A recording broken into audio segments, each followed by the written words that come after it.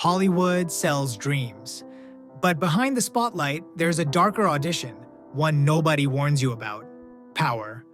Tonight on Silent Fame, we expose the casting couch economy in its many forms: predators, whispers, contracts, and offers that aren't really offers. 10 actors. 10 moments where silence was demanded, and truth came with a price. If you've ever felt pressure to trade your dignity for a door to open, this episode is for you. 1. Anthony Rapp, the accusation that split Hollywood in half. Picture it like a horror movie with perfect lighting. You're a teenage actor. You're thrilled just to be in the room, and the person across from you has the kind of power that makes doors open without knocking. That's the part Hollywood loves to romanticize. But Anthony Rapp's story is what happens when the room stops feeling like opportunity and starts feeling like a trap. Years later, Rapp did the thing the industry counts on you never doing. He spoke. He publicly accused Kevin Spacey of inappropriate behavior toward him when he was 14. Spacey denied the allegation. And that's when the real machine turned on. Because Hollywood doesn't just punish you with silence, it punishes you with noise, headlines, hot takes. Why now? Where's proof? He wants attention. The classic script: make the survivor audition for sympathy. Rapp's life became a public courtroom, again and again. The story exploded into a wider wave of accusations, and the entire industry started shaking, but he still had to carry the ugliest part: being the first face people argued over. And in 2022, a civil jury found in Spacey's favor in Rapp's lawsuit, fuel for the comment sections to get even crueler, as if a verdict erases what someone says they lived through. But here's the dark side people miss. Even when you lose, you can still crack the dam. You can still force the conversation into daylight, and you can still be paying the price while everyone else benefits from the storm you started. Was Anthony reckless for speaking, or brave for refusing to stay quiet? Drop one if you think power should be questioned, not protected. And tell us, would you have spoken up, knowing the world might tear you apart? Subscribe to Silent Fame if you want the stories they try to bury. 2. Cruz, the offers that don't sound like offers. No one tells you this when you arrive in Hollywood. The first audition is for the role, and the second audition is for access. It happens in hallways, after parties, private meetings, and conversations that start professional, then tilt into something you can't unhear. Cruz has talked about being a young actor and being hit with that reality early: older, powerful men making offers, not always with words you can quote. Sometimes it's a look, a joke, a promise.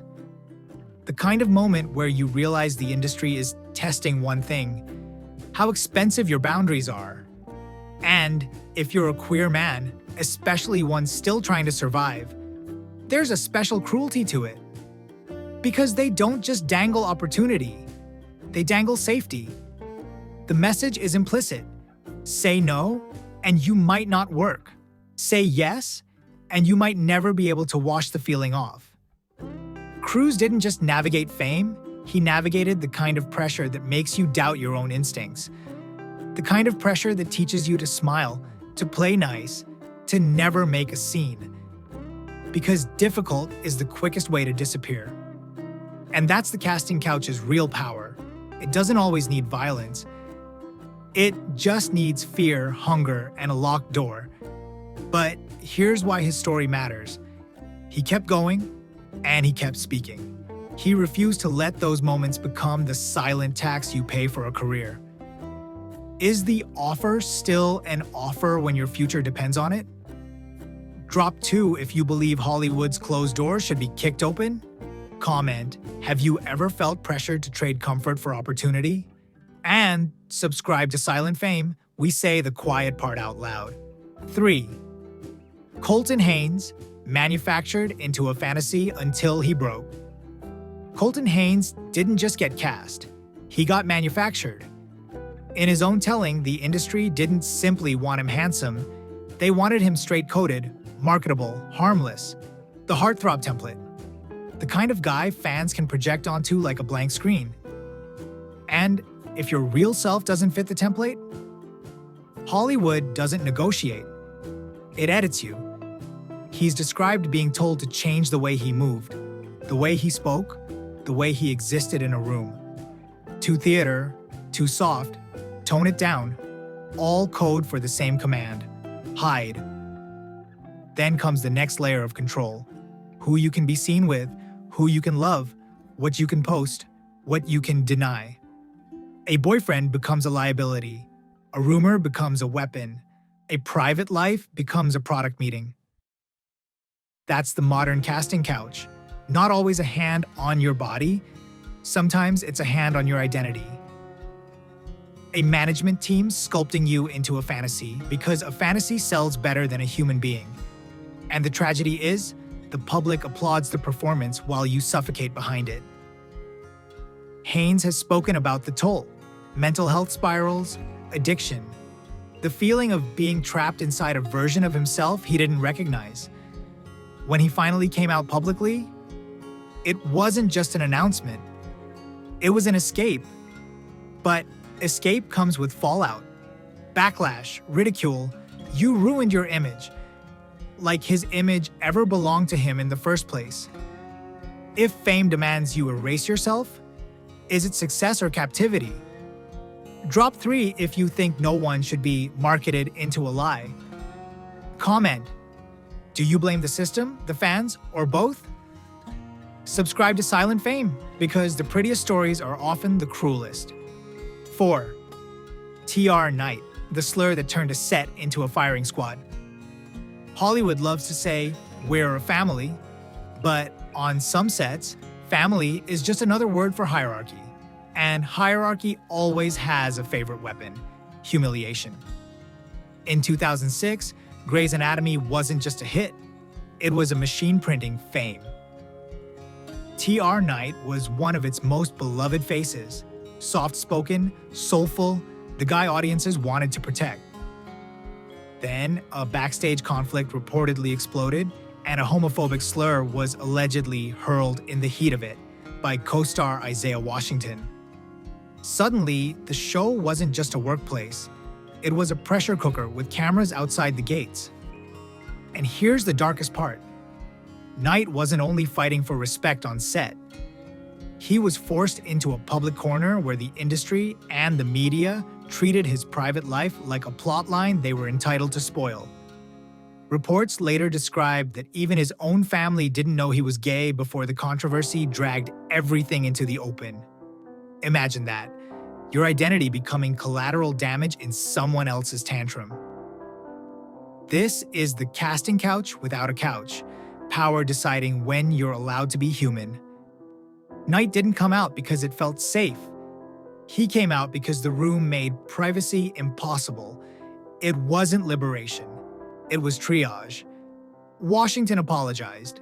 The scandal rippled through the cast, and the fallout became a headline cycle that wouldn't die. Shonda Rhimes later spoke about how traumatic that era was for the show, how it split trust, changed energy, rewired the whole family myth. And Knight? He kept working, but you could feel the scar. A reminder that in Hollywood, one ugly word can turn your career into a battleground, and your personal truth into public entertainment. Was TR out because he chose truth, or because someone weaponized it against him? Drop 4 if you think nobody should be pushed out of the closet by violence disguised as set drama. And comment: should audiences stop treating coming out like a plot twist? Subscribe to Silent Fame. We're not here for fairy tales. We're here for what really happens behind the lights. 5. Matt Bomer, the Superman Hollywood wouldn't let exist. Matt Bomer has the face Hollywood claims it wants. Leading man, classic beauty, Star aura. The kind of perfect casting that should be simple. But sometimes the role isn't lost in the audition room. Sometimes it's lost in the whisper outside the door. Early 2000s. A scrapped project called Superman. Flyby. A reboot that, at different points, had major names attached, big studio momentum, and the kind of pipeline that turns one casting choice into a decade-long franchise. Bomer has said he was in serious contention. Reports have claimed he even signed a 3-picture deal with Warner Brothers. The details are murky, because Hollywood loves murky. It keeps the fingerprints off the decision. Then, the story turns cold. Bomer believes his sexuality was weaponized through industry gossip at a time when that could quietly disqualify you from playing America's boyfriend in a cape. Author Jackie Collins also publicly claimed he lost it because producers found out he was gay. Other sources have disputed the claim, and that dispute is exactly why this feels so silent fame. The truth becomes fog, and the gatekeepers vanish behind creative differences. Here's the modern casting couch in a tailored suit. Nobody has to touch you to control you. They just have to control the fantasy you're allowed to represent. Superman isn't just a character, he's a billion-dollar brand of masculinity. And if the industry thinks your real life breaks the spell, they'll erase you without leaving a paper trail. Bomer went on to build an incredible career anyway. TV stardom, awards, iconic roles, a fan base that adores him. But that almost still haunts pop culture because it exposes the rule Hollywood pretends never existed. Be desirable, but only in the way they can sell. If a man can't play a hero because of who he loves, what does that say about the people buying the ticket? Drop 5 if you think the world missed out. Comment: do you believe it was discrimination? Or Hollywood protecting a fragile fantasy? Subscribe to Silent Fame, because sometimes the biggest secrets are the roles that never happened. 6. Rupert Everett. The man who said the quiet part out loud. Rupert Everett did what Hollywood hates most. He made the rules visible. He had it all: talent, swagger, danger, that effortless leading man electricity. And unlike most stars who were coached into silence, Everett lived openly. That honesty should have been a victory lap. Instead, he became one of the clearest examples of how the industry punishes you without a formal blacklist. A quiet one. No announcement, no memo. Just the phone stops ringing the same way. Everett has spoken bluntly for years about the price he believes he paid, calling the industry far more conservative than it pretends, especially when big money is involved. And the most cinematic symbol of that hypocrisy? James Bond. Everett has argued that the franchise's macho mythology would never tolerate a gay actor at the center because Bond isn't just a role. He's a global fantasy built for certain audiences to own. In other words, you can be brilliant, you can be famous, but if you disrupt the fantasy, you become too risky. This is sex power casting couch culture at its most polished. They don't ask you for your body. They ask you for your believability. They ask you to shrink your truth so the audience can keep wanting you. And if you refuse, you don't get dragged out of the building. You just get nudged into sidekicks, villains, eccentrics, and witty supporting roles. The glamorous cage. Everett didn't just survive that system. He named it. And naming it is a threat because it turns an industry secret into a public mirror. It forces every casting decision to answer a question Hollywood hates. Who are you protecting? Fans, profits, or prejudice? Is Rupert a realist? Or proof that Hollywood still punishes honesty when money's on the line? Drop 6 if you think Bond should be cast by talent, not fear. Comment: has Hollywood changed or just learned to discriminate quietly? Subscribe to Silent Fame. We keep receipts and we keep going. 7. Richard Chamberlain, the king of romance, who had to hide like a criminal. Richard Chamberlain wasn't just famous. He was the fantasy, America's clean-cut doctor, the miniseries god, the man millions of women were taught to want. Dr. Kildare, Shogun, the Thornbirds. He wasn't playing a leading man. He was the leading man. And that's where the tragedy starts. Because for Chamberlain, the job didn't end when the cameras stopped. Hollywood's unspoken contract followed him home. Be desirable to the audience. Stay available. Stay straight enough to sell the dream. Not because the world needed it, because the market demanded it. So he lived like a secret with perfect hair. Smiles for the press, carefully controlled interviews, a private life kept behind locked doors and coded language.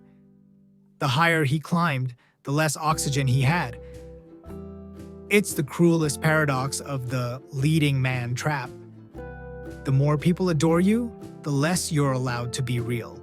Years later, when he finally came out in his memoir, at an age when most stars are already being rewritten as legends, it didn't feel like a celebration. It felt like a man finally putting down a weight he'd carried for decades. And then he said the sentence that should haunt every young actor, that coming out can still be dangerous if you're being sold as a romantic hero. That's the dark side in a tuxedo. Not a couch. A cage. A career built on the demand that your truth stays off-screen forever. Was Richard protecting his career? Or was Hollywood stealing his life one role at a time? Drop 7 if you think no one should have to earn the right to be honest. Subscribe to Silent Fame. We don't just tell stories, we expose the price tag. 8. Tab Hunter, the heartthrob. Built by the machine, haunted by the lie tab hunter, was the 1950s dream boy. Blonde, athletic, impossibly all-American. The kind of face studios printed on posters like a promise. Teen girls screamed, executives celebrated, and somewhere behind the curtain, men in suits managed his life like inventory. Because Tab wasn't just cast, he was manufactured. In that era, the agent didn't just get you work, he could own your future. Your name, your image, your dates, your silence. The casting couch wasn't always a producer's office. Sometimes it was a contract and a smile that said, play the fantasy or you don't exist. Then came the nightmare fuel. A police arrest tied to a party in 1950, something that could be spun into a career-ending scandal in a heartbeat. And Hollywood's fix wasn't truth. It was theater, public girlfriends, staged appearances, a love life choreographed like a scene, except the performance never ended. Meanwhile, Tab's real relationships had to survive in shadows. He later spoke about the paranoia, how being seen in the wrong place with the wrong person could trigger total erasure. And one of the most jaw-dropping silent fame details? The way those heartthrobs sometimes found love with each other, quietly, dangerously, while the world screamed for a straight fairy tale. Tab eventually did what the system hates most. He told the story himself. He refused to let the industry write his ending, and when he finally reclaimed his narrative, you could feel what it cost. Years of being adored as an illusion, while suffocating as a human being. What's more tragic, being hated for the truth or being loved for a lie? Drop 8 if you think old Hollywood was the original crime scene. 9. George Nader, the handsome pawn Hollywood sacrificed. George Nader had the kind of face studios build empires on. Rugged, magnetic, leading man written into his jawline. In the mid-1950s, he was rising fast.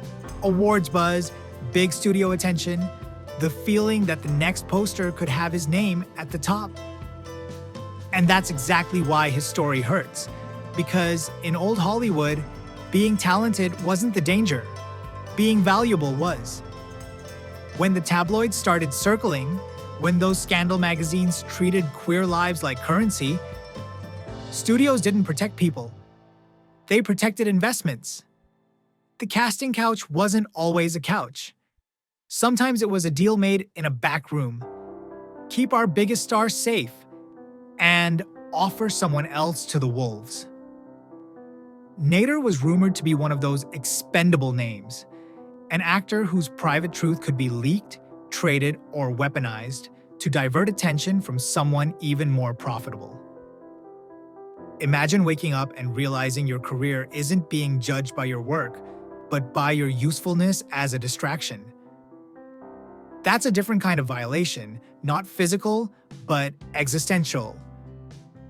Your identity becomes a bargaining chip. Your future becomes a receipt. And the cruelest twist? Nader didn't just lose work. He lost the illusion that Hollywood was a meritocracy. So he left. He found success elsewhere, rebuilt a life away from the machine. But even exile has an echo. You carry the question forever: was I never good enough? Or was I simply too risky to sell? Was George Nader unlucky? Or proof that Hollywood has always had a hierarchy of whose secrets deserve protection?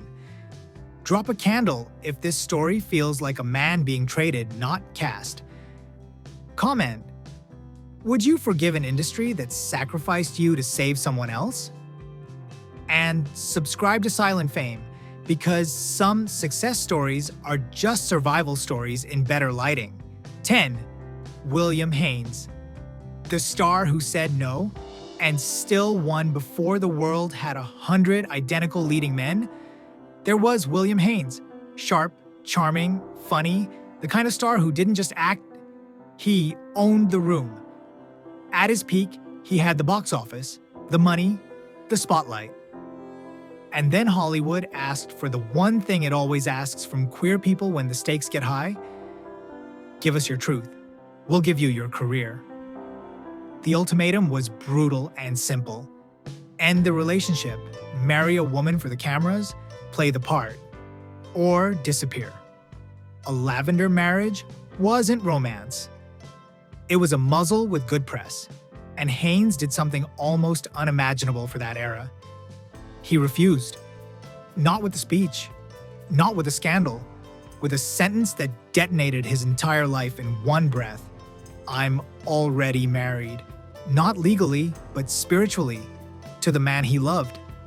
That one line cost him the dream. Contracts snapped. Doors closed. People who used to laugh at his jokes suddenly pretended they didn't know his name. That's the casting couch at its oldest and ugliest.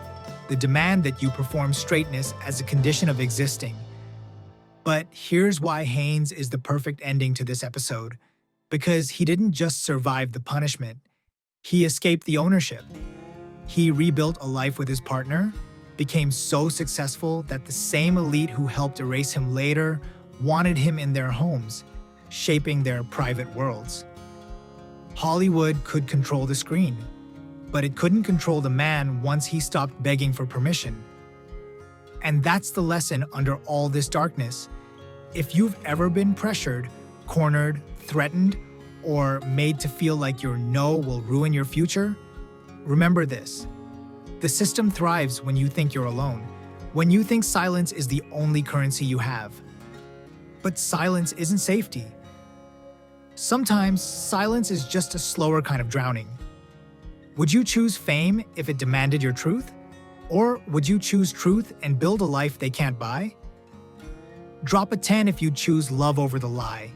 Comment what part of this episode hit you hardest, and subscribe to Silent Fame if you want more stories the industry trained us not to tell. And that's the real horror, not one monster, an entire system that profits from fear.